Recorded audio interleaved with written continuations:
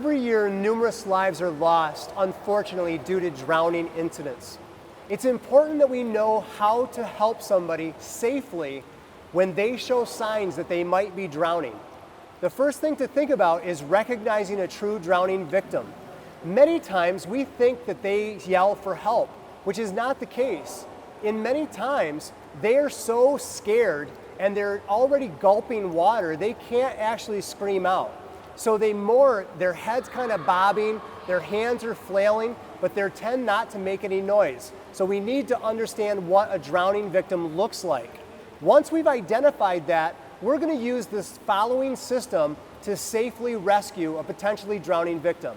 We reach, we throw, but we don't go, which means we don't swim out to them, because that's the number one way to become a second victim. Unless you're a trained and certified lifeguard that knows how to do that safely, we should only be reaching and throwing to rescue a drowning victim. So let's show you how that works. Almost always there's towels around a pool or lake. What a towel allows us to do is extend our arm.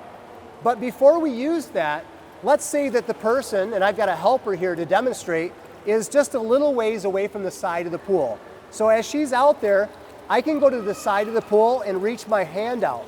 If she can reach my hand, I stay low to the ground, I keep my center of gravity low, I can pull this person to safety so that they can climb out. Or they could maybe go down to a ladder, walking down the side of the pool until they can get to a ladder and climb out themselves. But what if they're a little further away and I can't reach them? My helper's going to go out just a little further. We're going to kind of swirl this towel around to make it more of like a rope. And now I'm going to swing it, one end of it out to the potentially drowning victim. They grab the towel and I draw it in. And once they're to the side, I help them out of the water. But now let's say that they're even further out and I can't reach them even with a towel. In many cases, a pool has this kind of pole nearby for rescuing purposes. But what if it's a private pool and they're not required to have a life-saving pole? Well, check for a leaf skimmer. Most leaf skimmers have a pole so that they can reach the center area. That pole tends to be able to telescope in and out. So as far as they're out, you could maybe extend the pole and then retighten it so that you can reach the actual drowning victim. Now let's see what this looks like as I try to use this pole to help save a victim who's out even further. Why don't you go out a little bit further and we'll show them how it's done. But now in this case, my posture changes. I stand up, I put my forward leading foot out, and I lean my weight back against my rear leg so that I have a counterbalance as I begin to pull this person in. Instead of jabbing them with the pole, I extend it out and I lower it down beside the victim. Now they grab the pole, and as I pull, I lean back and I bring them to the side of the pool where I can then assist them out of the pool and to safety. But it gets worse. What if now they're so far out, I can't reach them with a pole, or I don't have a pole? All I have is a life jacket or maybe even a noodle, which is really not meant to save a life.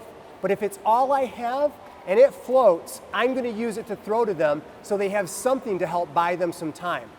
But if I had the choice, I would rather use something that's certified as a life-saving device and will actually help keep them up above the water so that they can paddle to safety or buy us time for emergency rescue services to help get them out of the pool. This next demonstration will show you what this looks like. If my helper were to go out a little bit further, I'm going to take the flotation device and now I'm going to throw it out into the vicinity of the flailing person. So they start flailing and I throw it out to them and they grab onto it. Now I'm going to teach them to kick their feet.